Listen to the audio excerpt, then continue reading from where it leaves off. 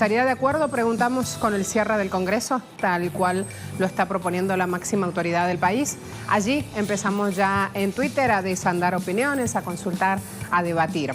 En Argelia, el Consejo Constitucional anunció que es imposible convocar elecciones presidenciales el 4 de julio, según estaba previsto. ¿Influye en la causa de liberación saharaui? Preguntamos. Y abordamos justamente otro punto dentro de toda esta cuestión que ocurre en Argelia. Tenemos presencia en redes sociales, Twitter, donde están colocados estos dos interrogantes, y también en Instagram. Telesur Agenda_A, nuestro usuario en la red social Twitter, y @agendaabierta, todo juntito, en Instagram. Así, con la invitación dada y con el equipo listo ya para abrir nuestra agenda abierta, empezamos, César. El presidente de Perú, Martín Vizcarra, presentó una cuestión de confianza ante el Congreso.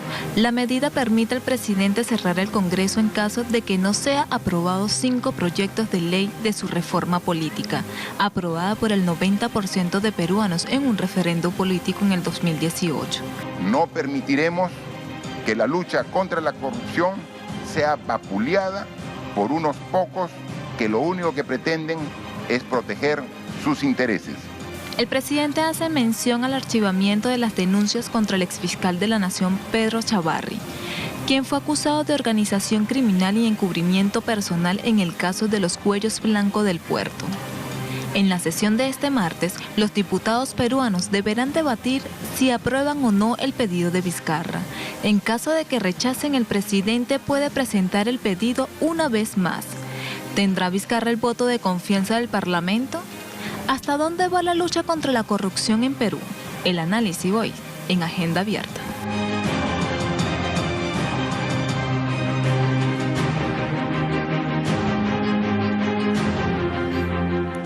La República dice convocan marcha nacional para este 4 de junio por cierre del Congreso y reforma política. Las organizaciones sindicales, sociales, políticas, activistas, plataformas ciudadanas, entre otros, se reunieron el sábado para hacer esta asamblea abierta, y desde allí surgió el anuncio de apoyar el cierre del Congreso con una manifestación nacional. Para este martes, en varias ciudades del país, se hará la marcha nacional por el cierre del Congreso y por la reforma política democrática e integral. Avanzo además a mostrarles otro portal. En este caso, en pantalla, el colombiano. Poderes chocan con Martín Vizcarra. Aguas políticas en Perú vuelven a subir de temperatura por cuenta de los frecuentes choques entre las ramas del poder público. La confrontación empezó el 29 de mayo cuando Vizcarra y el presidente del Consejo de Ministros anunciaron en una alocución nacional que presentaban ante el Congreso esta llamada moción cuestión de confianza, una herramienta que se usa ante inminentes crisis de gobernabilidad. El presidente Vizcarra también afirmó, junto al pedido de confianza, que está dispuesto a presentarse ante el despacho de la Fiscalía cuantas veces fuera necesario. Además, RPP dice cuestión de confianza, Vizcarra. Si el Congreso no cumple lo ofrecido, sería una negación en la práctica. El presidente de Perú se mostró optimista en que el Congreso efectivamente va a otorgar este día martes la confianza al gobierno para hacer sus reformas. Pero también advirtió que si eso no pasa y no se cumple con lo ofrecido dentro de los plazos fijados por el Ejecutivo, en la práctica sería una negación. La población estará, según él, vigilante del compromiso que asumamos para mejorar la gobernabilidad. O sea que a capa y espada sale sí o sí. ¿Se imaginan que todo esto pase en Venezuela? ¿Cómo lo verían reflejado en los titulares del mundo? Allí le dejo ese primer interrogante junto al de Twitter, y así vamos sumando justamente informaciones para prepararnos al análisis. ¿De qué se trata la cuestión de confianza? Vamos a ver aquí. Es un recurso que tiene la Constitución de Perú. El presidente con ese recurso pide al Congreso confianza para que se apruebe alguna ley u otra iniciativa. En este caso es una reforma política que incluye 5 proyectos de ley anticorrupción. Vamos a seguir hablando de esto. ¿Qué es lo que puede pasar ahora? Hay 3 escenarios. Que se dé la aprobación justamente de los parlamentarios. El presidente tiene sus propuestas, ya lo hemos dicho, aprobadas, y así, con ese soporte político, digamos, activaría la reforma. Luego, si se da el rechazo, si el Congreso niega la confianza, habrá una crisis institucional, una más en la historia reciente de Perú. Esto implica la renuncia del gabinete de ministros, el presidente puede nombrar un nuevo consejo e intentar aprobar nuevamente el voto de confianza. Luego, Tercera opción, doble rechazo. Si después de nombrar un nuevo Consejo de Ministros, el Congreso vuelve a rechazar este pedido de confianza, el presidente mismo puede disolver el Congreso. Se convocan elecciones parlamentarias dentro de un plazo de 4 meses. Una comisión permanente asume el Congreso durante este periodo. Allí entonces toda la historia constitucional de Perú, hoy dimitiéndose nuevamente. El presidente del Congreso mantendría la facultad de promulgar leyes por insistencia, así le dicen, pero más de 2/3 del número legal de congresistas tienen que aprobarla. Este Congreso no podría censurar al primer ministro en el último año del mandato. Es difícil desandar los términos legales, pero es importante entonces entrar a conocer un poco más para saber cómo se dan las candidaturas si llegara el paso. No podrían postular a cargos de elección popular aquellas personas que tienen sentencias legales en primera instancia. Luego, sí podrían hacerlo, los gobernadores regionales y los alcaldes tendrían que renunciar a sus cargos al menos 6 meses antes de ir a elecciones parlamentarias. Ahí van teniendo entonces un poco de todo este entramado. ¿Qué establece también? Obligatoriedad de elecciones primarias en los partidos políticos, siempre hablando de candidaturas. Si hablamos de mandatos, ampliar mandatos de gobernadores y alcaldes para 5 años es una de las propuestas, eliminar el voto preferencial y garantizar participación política de las mujeres con paridad y con alternancia.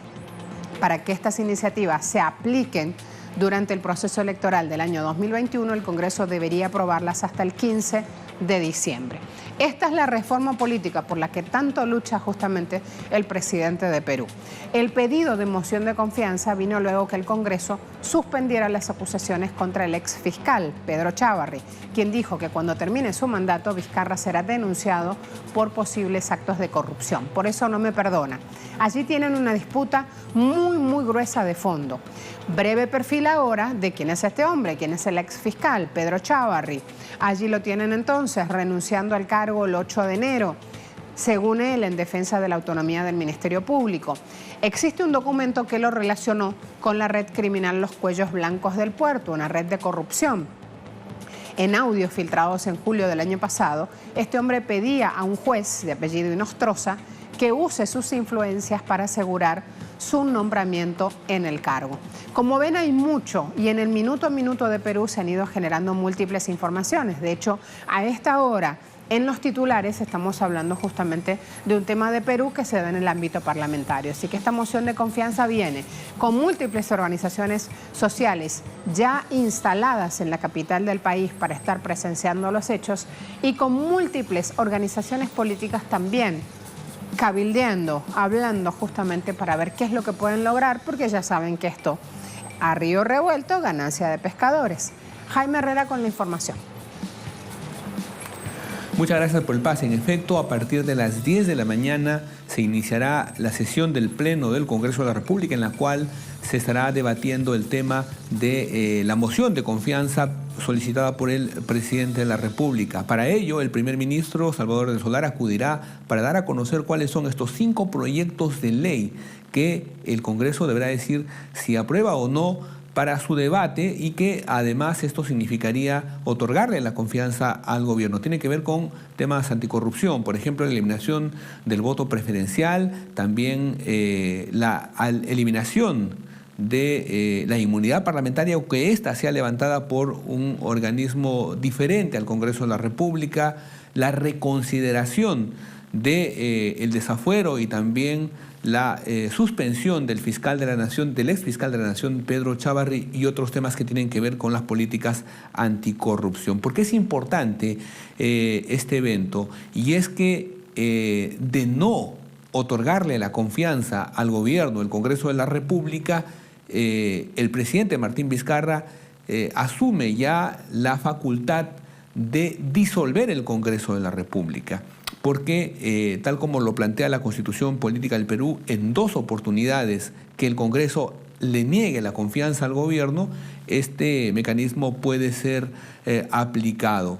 También es importante mencionar que ya hay bancadas, como por ejemplo las de la izquierda, el Frente Amplio y el Nuevo Perú, que han adelantado que van a votar en contra de la confianza. ¿Por qué? Porque ellos lo que están planteando es que es urgente que se convoque a nuevas elecciones parlamentarias, pero además también elecciones generales y a un cambio de constitución a través de una asamblea constituyente. Quienes definirán lo que sucede el día de hoy es la bancada mayoritaria que está encabezada por Fuerza Popular, el partido fujimorista, y sus aliados del partido aprista peruano. Ellos decidirán en todo caso si es que le dan o no la confianza al gobierno. Esta sesión se tiene previsto pueda extenderse prácticamente durante todo el día y lo más probable es que la votación de si se otorga o no la confianza, si se aprueban estos 5 proyectos de ley que presenta el gobierno, se estaría recién definiendo en horas de la madrugada de mañana o inclusive mañana durante el día. Nosotros vamos a mantenerlos al tanto de lo que suceda en el Congreso de la República. Volvemos a estudios. Adelante.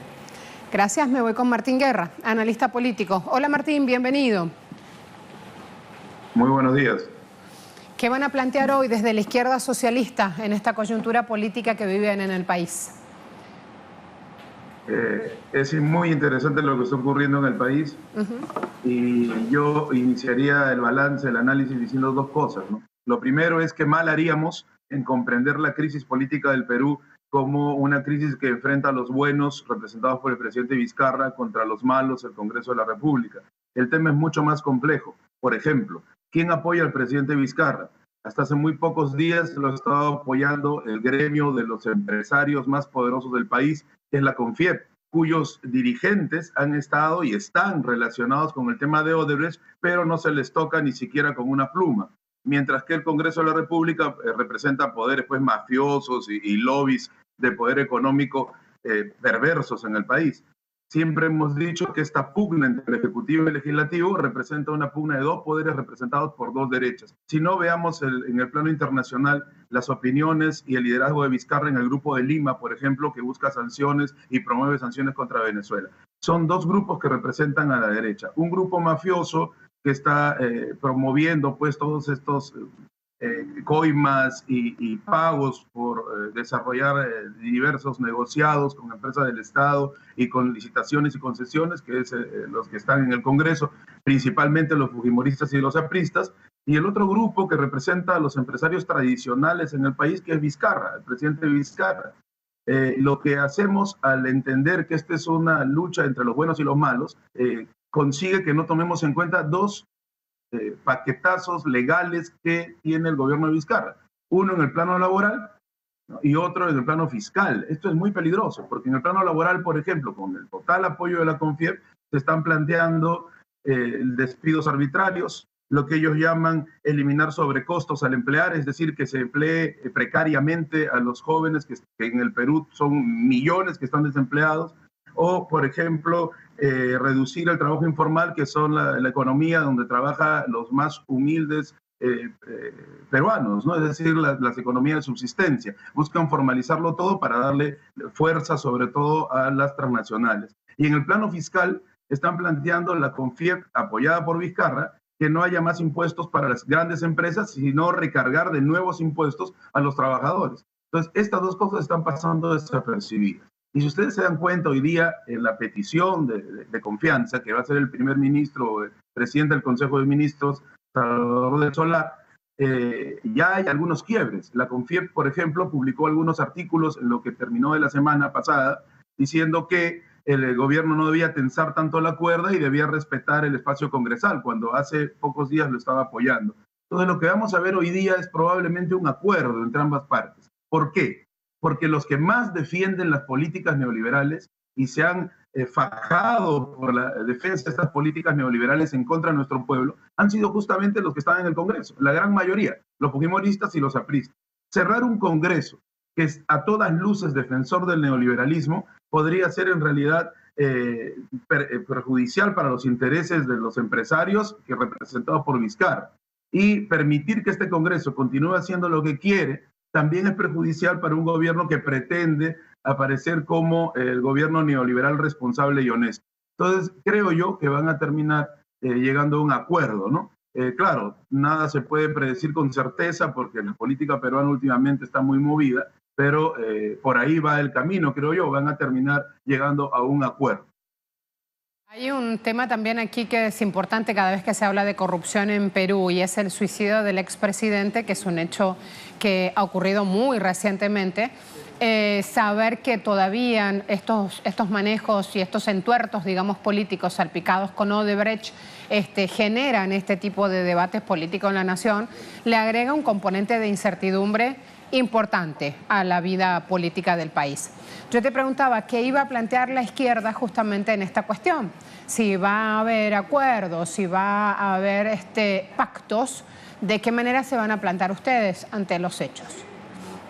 A ver, fíjate, la izquierda lamentablemente está dividida, aunque hay algunos intentos de unidad que se saludan, pero hablando de la izquierda parlamentaria, que no es lo mismo que toda la izquierda que está en las bases populares, hay diversos sectores de izquierda. La izquierda en el Parlamento está dividida en dos desde hace mucho tiempo, ya hemos hecho el balance de eso, el Frente Amplio y el Movimiento Nuevo Perú.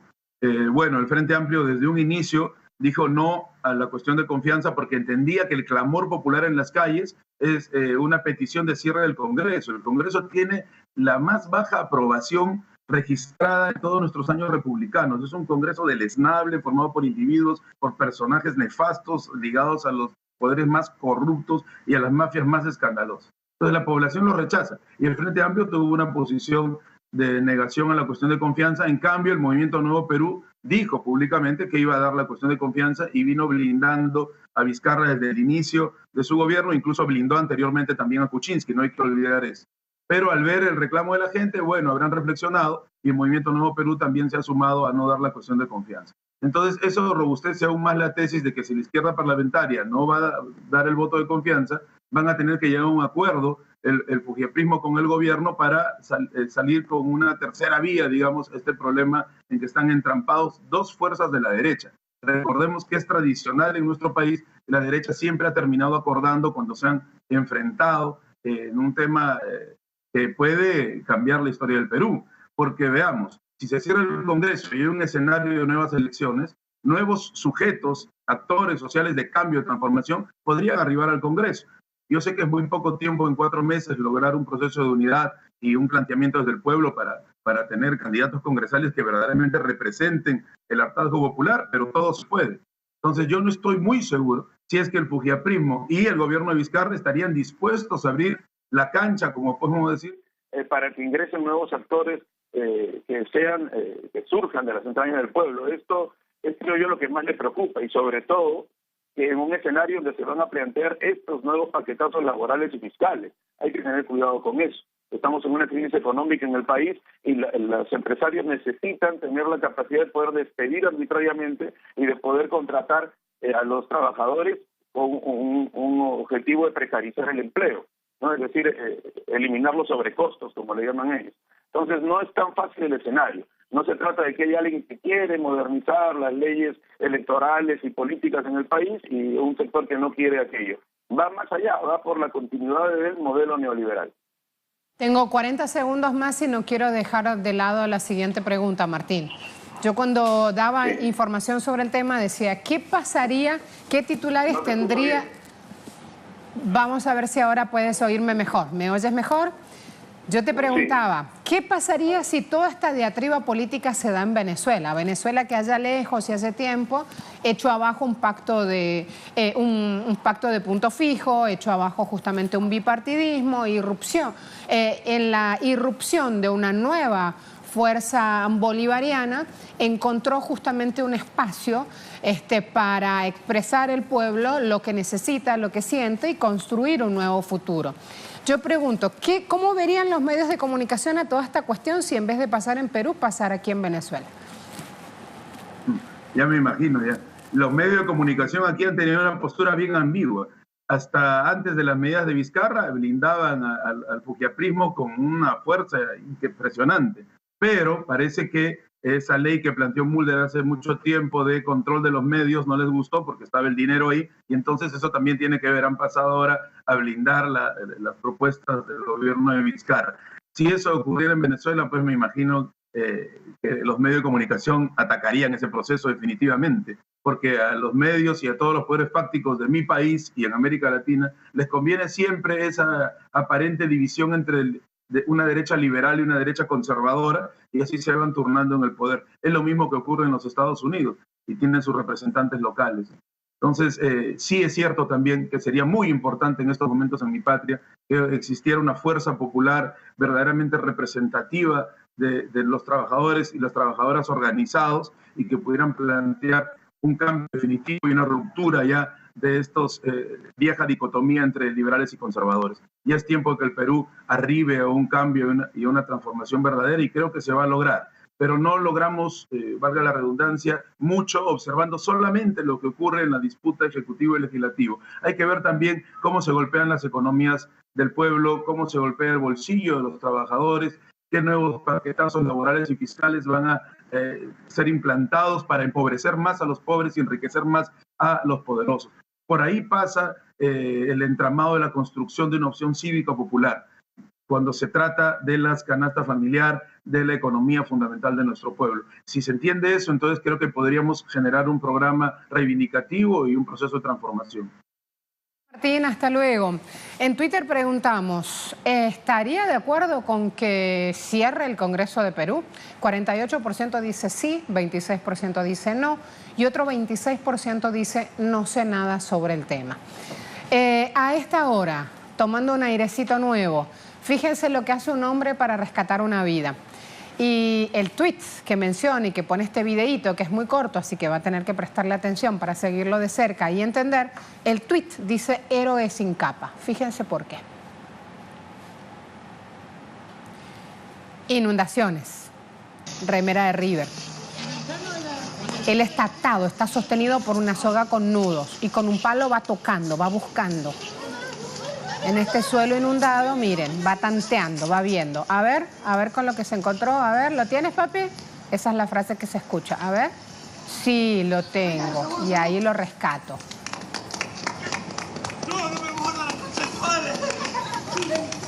Los aplausos y hay un integrante que vuelve a la familia. Cuando se necesita dar una mano, ahí está. Todos pertenecemos a la misma familia. ¿Tomó un airecito? Bueno, estas cosas pasan. Ahí lo tiene. Pausa rápida, volvemos.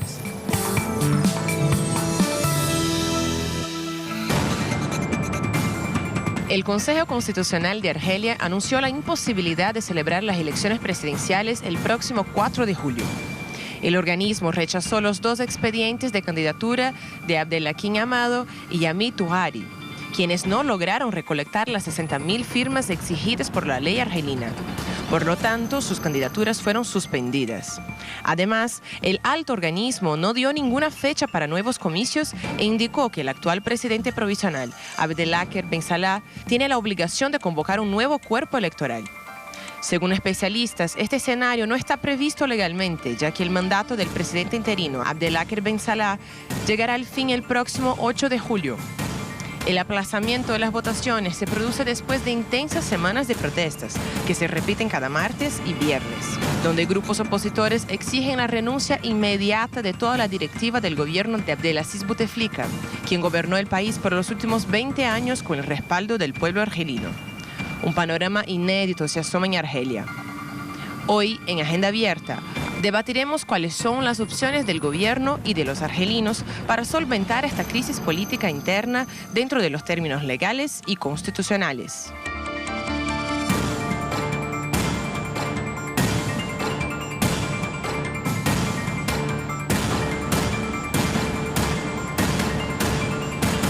¿Qué dice Canarias? Argelia aplaza comicios presidenciales sin fijar una nueva fecha, una convocatoria de elecciones que fue controvertida por las manifestaciones de protesta e incluso los partidos políticos se fueron retirando uno tras otro. Los candidatos que se presentaron son casi desconocidos en la escena política y todo esto en un momento en el cual el jefe del ejército, Ahmed Gaid Salah, insta el diálogo con diferentes personalidades y partidos políticos buscando destrabar todo el conflicto y por eso se ha convertido en un nuevo hombre fuerte. Para una politóloga, que está incluida aquí, la anulación de las elecciones nos coloca, dice ella, automáticamente en la inconstitucionalidad, porque la anulación no está prevista por la Constitución. Además, mire este otro portal, Prensa Latina, Argelia en otro compás de espera tras decisión constitucional. Aunque la decisión no sorprendió, ya la mayoría de los argelinos tenía claro qué es lo que pasaba, el veredicto que aporta el instituto, que vela porque se cumpla la Constitución del país, habla de la carencia de candidatos para presentarse en un entorno, en una escena electoral. Han sido rechazadas 2 propuestas de última hora y ahora será el jefe de Estado interino quien definirá una nueva fecha de convocatoria para completar todo este proceso. ¿Qué es lo que buscan elegir? Presidente. ¿Qué es lo que necesitan? Condiciones adecuadas de organización. Y en esa cuestión, en esa organización, hace años que viene Argelia. ¿Se han desarrollado protestas? Mire, aquí lo que pedían justamente. Exigencias por las cuales los ciudadanos protestaron. Pidieron la instauración de un gobierno civil, bajar el desempleo, modernizar el sistema de producción y echar abajo la corrupción. Cuando hablamos de que hay un Frente de Liberación Nacional que está trabajando y que también ha obtenido logros, por más de 2 décadas han logrado soberanía en recursos energéticos.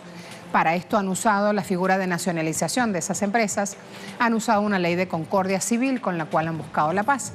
También este país tiene y de buena manera presencia en el entorno petrolero mundial, hace parte de la OPEP y es un miembro activo del MNOAL, del Movimiento de los Países No Alineados. Con todos estos datos vamos a ir a hablar justamente de esta Argelia, que luego yo en el análisis también le voy a plantear otro punto. Y viene unida a lo que pase ahí la liberación del pueblo saharaui. Me voy antes con Sergio Rodrigo. Sergio, bienvenido. ¿Cómo te va? Muy buenas, un saludo muy fuerte a toda la audiencia de Telesur. Bueno, efectivamente, las calles vuelven a parar las presidenciales en Argelia. Ahora ha sido el Consejo Constitucional quien ha escuchado las numerosas protestas que se han repetido en todo el país del norte de África. Ha insistido en suspender unas elecciones previstas para el 4 de julio de 2019, unas elecciones en las que el propio ejército había pedido que se ejecutasen tras haber suspendido las presidenciales tras la dimisión del presidente argelino Abdelaziz Bouteflika. Actualmente Argelia vive un periodo de transición en la que se va a conformar el nuevo ejecutivo, en la que también se pretende conformar la Asamblea Nacional, así como una nueva constitución para hacer frente a los retos sociales que pide la sociedad argelina a través de sus protestas en las calles. En las últimas jornadas se ha pedido de que no haya ningún vínculo con el gobierno de Abdelaziz Bouteflika y parece que el Constitucional ha insistido en suspender estas elecciones. No hay fecha, pero hay que recordar que el mandatario, es decir, el presidente en funciones, tan solo tiene 3 meses según la Constitución argelina. Fíjense aquí lo que está pasando. Esto que está ocurriendo no es nuevo, les decía. Es un fenómeno que viene ligado a la historia del país. Hay un hombre que está en Santiago de Chile y que tiene la información y que me va a ayudar también con mucha pedagogía a ampliar y a entender por qué es importante esta causa argelina y por qué quienes lucharon, historia reciente, por la independencia de Argelia, hoy vemos que ya por la edad, por lo que es la relevancia del puesto, vienen encontrándose con algunas falencias y es que no hay puestos jóvenes listos para relevarlos. Este es un punto que también es importante de llevar adelante. Pablo, bienvenido, ¿cómo te va? Marcela, buenos días. ¿Cómo estás? En Chile veo que hace frío, que las temperaturas del invierno empiezan a llegar, pero en Argelia las cosas empiezan a afectarnos. Claro. Y vemos que en Argelia las cosas están más tibias. Uno se pregunta, ¿cómo puede ser que no tengan todo listo para organizar unas elecciones? Que además ya ha pasado antes y que siguen ahora sin conocerse cuándo se van a dar. Cuando tenemos claro que si no se dan en este escenario, ya están en un escenario, en un marco fuera de la Constitución, digamos, del país. Y yo me acuerdo de tanta gente y tantos héroes que han luchado justamente por la independencia de Argelia y siento que en este momento entonces hay quienes no le están respondiendo a su gente, a su pueblo. Y no estoy hablando del poder militar argelino, sino de los propios ciudadanos de base que no encuentran en esa clase política un respaldo como para asumir la posta y ocuparse de continuar en esta etapa de liberación. ¿Qué crees tú cuando ves estos titulares de que no logran hacer las elecciones porque no se organizan? Marcela, creo que das tú un panorama general de que efectivamente aquí hay diversos y múltiples elementos. Una historia que no se puede desconocer, una historia de lucha por la liberación, un movimiento de liberación nacional que logra la independencia de Francia, una independencia sangrienta, que logra dirigir los pasos de Argelia hacia un camino de autodeterminación y de soberanía que va a tener una influencia fundamental en el Magreb, en el norte africano, que va a ser un país y va a ser un gobierno y va a ser un modelo de apoyo a los movimientos de liberación que también se van a ir dando en esa zona del mundo y en otras, que va a tener un punto de apoyo todos aquellos movimientos y partidos que luchan por la libertad en el mundo, un miembro activo del movimiento de los no alineados, es decir, una Argelia que en el marco de su propia lucha va también a incrementar la solidaridad con otras luchas. Pero también el mundo, y una solidaridad abierta también con pueblos del sector, como es el caso del pueblo saharaui, que hasta el día de hoy tiene campamentos de refugiados en la zona suroccidental de Argelia, en la zona de Tinduf. Pero el mundo va cambiando, y el mundo va cambiando en función no siempre de lo que nosotros queremos. Y en ese plano, esta Argelia de los años 60, 70, 80 y 90 no es la actual. No es la actual no solo porque se terminó un modelo político en el mundo que fue el que marcó la Guerra Fría, sino porque al mismo tiempo las condiciones políticas, las condiciones sociales, Argelia es un país con una población joven mayoritaria, es una sociedad que tiene una juventud que tiene el recuerdo por parte de sus padres y sus abuelos, pero que no vivió el proceso de independencia, que no vivió el proceso de liberación, y tiene otras exigencias, otras necesidades, otros vínculos, y esos vínculos y esas necesidades van tratando de verbalizarse y a tener una conducta en función de lo que viven. Y ellos viven una situación en la cual vieron que durante 4 mandatos consecutivos hubo presentarse ese quinto mandato. Y lo que además, nuestra población tiene un desempleo juvenil alto, porque además nuestra población necesita nuevas expresiones políticas, porque necesitamos crecimiento económico, porque necesitamos que nuestras riquezas naturales y materias primas tengan un retorno hacia el país. Con Europa, que también ese marco va dando pie a que en un momento dado digan, no, aquí hay que tener reformas políticas. Y es tal esa intensificación y esa razón valedera que el propio ejército en abril de este año determinó que era necesario no presentar a Bouteflika como candidato y buscar los caminos alternativos. Es decir, hay una sociedad que en el plano de su juventud, en el plano de su sociedad, en el plano de sus propias instituciones, piensa que es necesario una reforma estructural que le dé cambio, que le dé camino y que le dé viabilidad a un nuevo país en función de la normalidad y no pasar a una etapa de estallidos sociales que pueden generar indudablemente en malestar, en muertes, en una serie de situaciones que es mejor solucionar ahora, bajo las diversas circunstancias que vive Argelia, porque indudablemente la no presentación de candidato tiene una razón muy clara. Nadie quiere quemarse en esta etapa donde no hay claridad.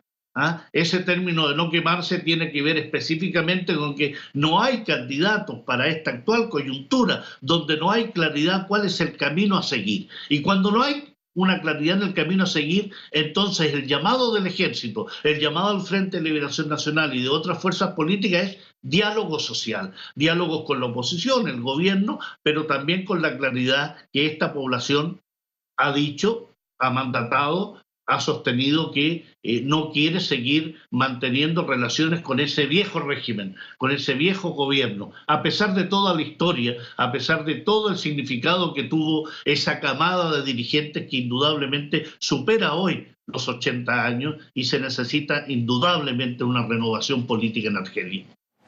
Aquí hay un tema fundamental y cuando yo veo el número de argelinos que se ha ido a Francia justamente desde el 62 en adelante por los conflictos que tenían en su propio país, veo multiplicidad de ciudadanos muy bien formados, accediendo a un estado de bienestar que hoy, y ahí uno de los mayores recelos, lo siguen mirando como si ocurriera eso, como si ese estado de bienestar estuviese pasando y dándose en Francia, que tiene unos chalecos amarillos que no permite realmente que el mundo ya sueñe con esa burbuja que no existe.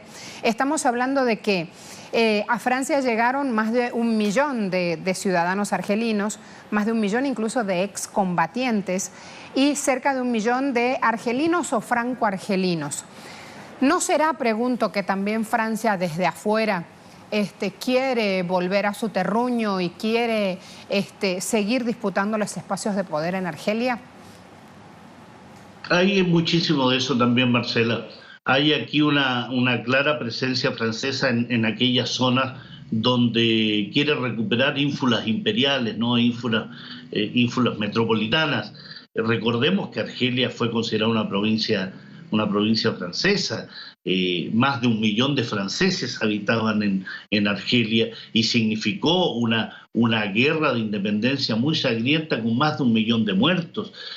Por tanto, esa Francia no ha dejado de tener aspiraciones en la zona. No solo aspiraciones políticas, geopolíticas, ¿no? Considerando a Marruecos y considerando a las otras zonas y áreas donde la presencia gala fue activa y presente durante décadas, sino también en el plano energético. Indudablemente Argelia representa en el plano de los hidrocarburos, en el gas, una necesidad para esta Europa que ha firmado acuerdos con Argelia desde el año 2005 a la fecha, que ha renovado acuerdos a partir del año 2018, donde el tema de la seguridad y el terrorismo también tienen un vínculo activo para esta Europa, donde Francia lleva la delantera en las conversaciones. El tema de seguridad, el tema de terrorismo, pero al mismo tiempo el tema energético es fundamental. Y recordemos que hay una empresa francesa como es Totalfin que tiene presencia en todo lo que tiene que ver con acuerdos de cooperación, con acuerdos de inversión, pero también en desestabilizaciones. Y lo hemos vivido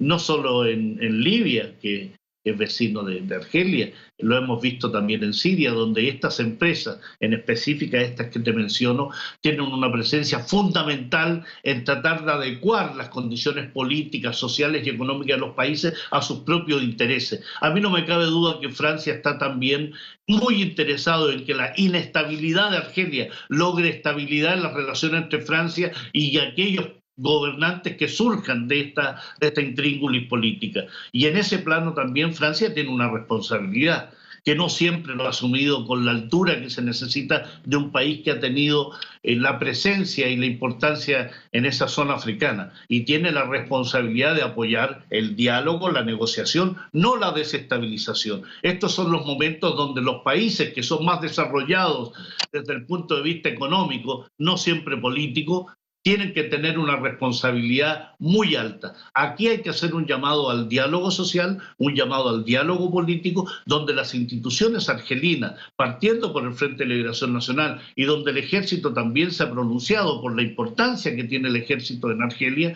también aquellos países que tienen presencia en Argelia, que tienen relaciones con Argelia, participen activamente de una normalización y de una generación de estabilidad en Argelia. Argelia es muy importante para el Magreb africano, indudablemente. Es muy importante para el Sahel africano, igualmente. Pero también es importante para el pueblo saharaui, que siga teniendo una zona donde poder establecerse después del año 75, cuando fueron expulsados de su territorio, pero también por temas migratorios, pero también por temas energéticos, también por un tema de lograr la estabilidad definitiva de ese Magreb africano que vemos como está sacudido por la guerra en Libia, como está sacudido por las situaciones en Sudán, como ese Sahel que incluye a Sudán, va teniendo efectos sobre el conjunto de la región. Y eso es grave no solo para África, es grave para el mundo, es grave para la propia Europa, que puede tener nuevamente una situación de lo que ellos llaman crisis migratoria. Por tanto, hay responsabilidades compartidas donde Francia tiene un papel fundamental. Saharauis, único pueblo árabe que tiene español, el español como segundo idioma, tiene más de 40 años viviendo en campamentos. Se espera que Naciones Unidas en algún momento convenza a Marruecos, país invasor, para que permita un referéndum de autodeterminación. Sabes que nosotros hemos enfocado nuestra pregunta en Twitter para ese lado.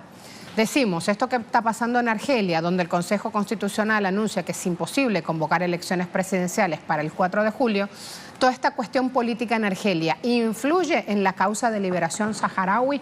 ¿Qué responderías tú? Sí, influye indudablemente. Influye porque cuando tú tienes solidaridad, cuando tienes un apoyo, tienes cooperación con un pueblo perseguido, un pueblo al cual se le ha ocupado su territorio, como es el caso del pueblo saharaui, lo que tú tiendes lógicamente a resolver tu situación interna. Y en ese plano entonces, a pesar de que eso ha sucedido desde el año 75, donde Argelia ha tenido situaciones difíciles, recordemos, Marcela, toda la situación derivada de las elecciones del año 1991 y lo que fue la postergación, más que la postergación, fue sacar de circulación al Frente Islámico de Salvación, por lo que significaba como peligro para Argelia en esa época, en el año 1991, y que finalmente significó una represión que llevó a 200.000 muertos en aquella época. Por tanto, la causa saharaui ha tenido situaciones de conflicto directo entre Argelia y Marruecos, ha tenido conflictos internos de la envergadura del año 1991, ha tenido situaciones donde el término o la caída del muro del año 89-90 también tuvo efectos en una Argelia que estaba, si bien dentro del movimiento de los no alineados, estaba mucho más cerca de ese campo socialista que del campo occidental. Es decir, ha tenido ciertos hitos que han marcado también la situación saharaui, pero siempre contando con la solidaridad argelina. Y eso ha sido indudable. A pesar de las dificultades, ha habido solidaridad argelina, la presencia de los campamentos en Tinduf, la presencia activa, la cooperación, la logística, la infraestructura, el apoyo político y diplomático ha estado permanente. Pero estamos en una nueva situación problemática, estamos en un nuevo escenario político. Los esfuerzos del pueblo saharaui por su reconocimiento diplomático en el mundo, 85 naciones lo reconocen, pero otros tantos no lo han reconocido. Ese esfuerzo debe continuar. Sigue con el apoyo de Argelia en eso. Argelia debe resolver sus problemas internos, pero también no debe olvidar que en su territorio tiene un pueblo con el cual ha sido solidario, con el cual debe continuar siendo solidario. Son hermanos de región, son hermanos de religión, son hermanos étnicos. Y en ese plano creo que Argelia no va a fallar. A pesar de sus problemas, creo que Argelia va a seguir manteniendo esa relación con un pueblo que está luchando por su autodeterminación, por un pueblo que lleva más de 40 años sometido a la ocupación marroquí, un Marruecos que también tiene conflictos con Argelia. Por tanto, hay una situación que creo no va a cambiar en la solidaridad, pero puede marcar una pausa, una especie de tibieza mayor mientras soluciona sus problemas internos.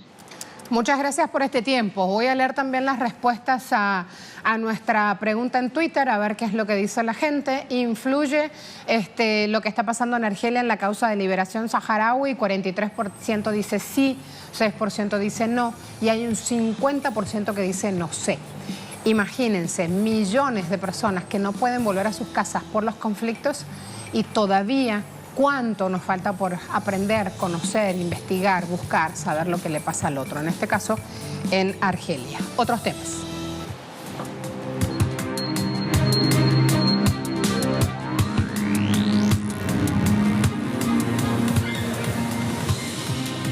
Vamos a ir a economía, vamos a seguir en continente africano, hablando de Argelia.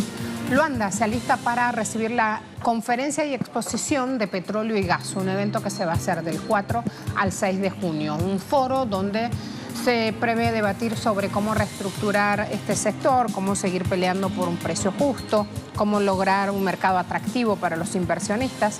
El presidente de Angola dijo que en el país se aplican las mejores prácticas internacionales buscando justamente más inversión. Angola tiene una producción por día de 1,6 millones de barriles de crudo. Es el segundo productor petrolero en África, según CAE. Bolivia afina sus puertos. Recuerden, el presidente Evo Morales ha sido muy enfático con esto. Buscan darle salida vía puertos de países de la Comunidad Andina de Naciones, de la CAN. Así está subsanando su ausencia de mar, mientras sigue reclamando por lo suyo en La Haya.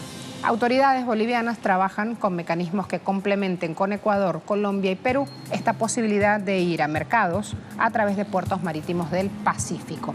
Así planea mover su circulación de carga.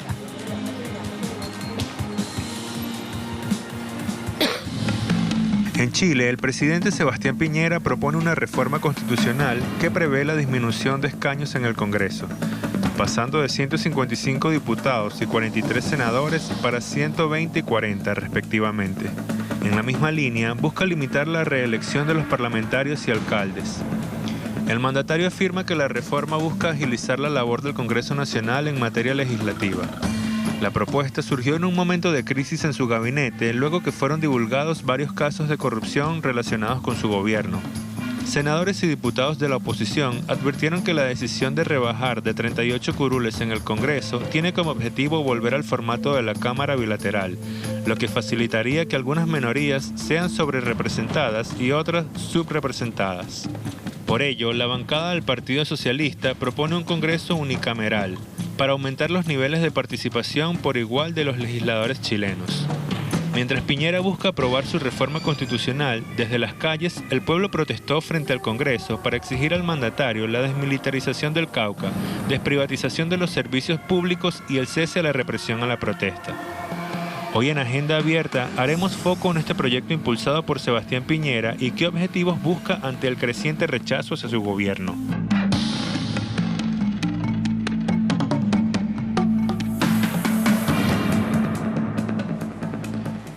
¿Qué dice la tercera? Razones de la apuesta de Piñera para reducir el Congreso. Si bien está en el programa de gobierno y fue promesa electoral, el Ejecutivo no tenía contemplado el ingreso en el corto plazo de un proyecto para reducir el número de diputados y poner límite a la reelección. El presidente Piñera apuesta ahora al alto respaldo que tendría la iniciativa y a la buena recepción ciudadana que generaría justo en medio de un desprestigio que dicen hay en Chile, enclavado en las instituciones políticas. Sigo avanzando. Fíjense este otro portal para ir contándoles un poco más. Carol Cariola dice, detrás de la reducción de los parlamentarios veo intención de volver al sistema binominal.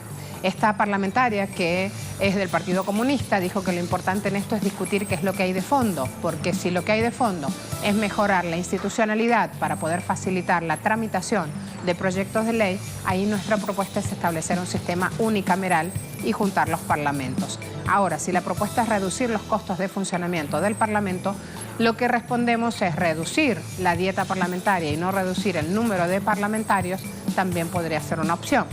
Piensa Chile, dice Sebastián Piñera, y el panfleto a lo Bolsonaro. Después de presentar su discurso de cuentas públicas, el presidente Piñera tiene su popularidad cuestionada. Justamente eso es lo que dicen los sondeos de opinión. Y en esta oportunidad, esto fue el sábado pasado, y en lo que va corrido de mandato presidencial, la realidad es que no ha logrado mostrar ninguna realización concreta, relevante, que pueda ser valorizada por el pueblo chileno. Me voy hasta ahora con un usuario que habla sobre la presentación de cuentas públicas. Gonzalo dice o muestra un análisis del discurso del presidente Sebastián Piñera. Palabras más comunes por emoción en la cuenta pública 2019 del presidente. Amplíen la imagen, por favor, así podemos ir a mostrarles qué es lo que tiene allí con este código de barras que están viendo en pantalla. Alegría, ¿cuántas veces lo mencionó? Miren la barra completica usada en rojo. Tristeza, lo mismo. Enojo, lo mismo. Miedo, repulsión, sorpresa. Una fuente de elaboración que está citada por él, un tema interesante para sostener, cuántas veces usa, cuántas veces refiere en esta cuenta pública que dio el sábado el presidente Piñera los distintos estados y las distintas emociones. Lo que más me llama la atención es lo más clarito, como lo más celeste en el gráfico, y es repulsión.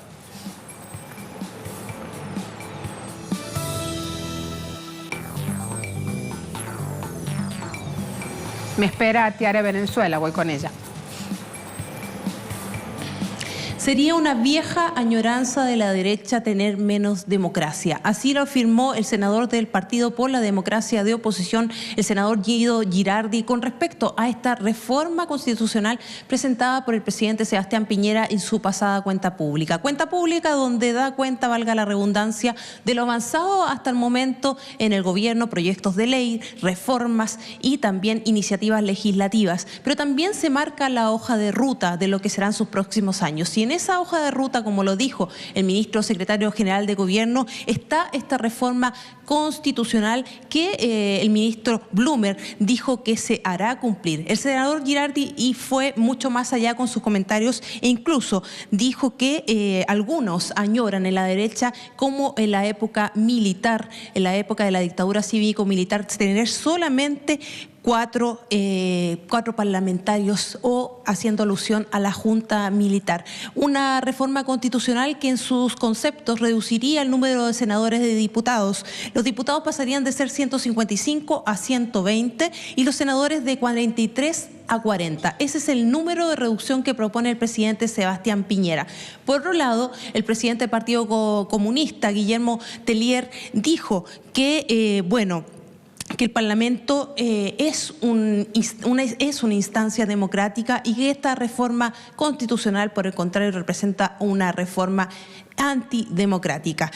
¿Qué espera el presidente Sebastián Piñera a partir de esta reforma constitucional? Bueno, reducir los tiempos y agilizar los procesos legislativos. ¿Por qué? Bueno, principalmente porque las iniciativas presentadas por el presidente de la República han tenido que pasar por varios trámites legislativos para salir a la luz. Entre ellos la reforma previsional y también la reforma a la salud pública. Dos reformas que marcan el eje central, podríamos decir la columna vertebral de lo que significa la propuesta de Sebastián Piñera. Por un lado, la reforma previsional ajusta o le da mayor potestad a este sistema de AFP, estas empresas que toman los fondos de pensiones de los trabajadores y trabajadoras de nuestro país, la invierten en mercados extranjeros y estas pensiones quedan, por supuesto, sujetas a los vaivenes del mercado, entregando a más del 50% de la ciudadanía pensiones de miseria. Y por otro lado está la reforma del sistema de la salud, que en vez de fortalecer y entregarle mayor financiamiento basal al sistema público, donde se atienden más del 90% de los trabajadores y trabajadoras,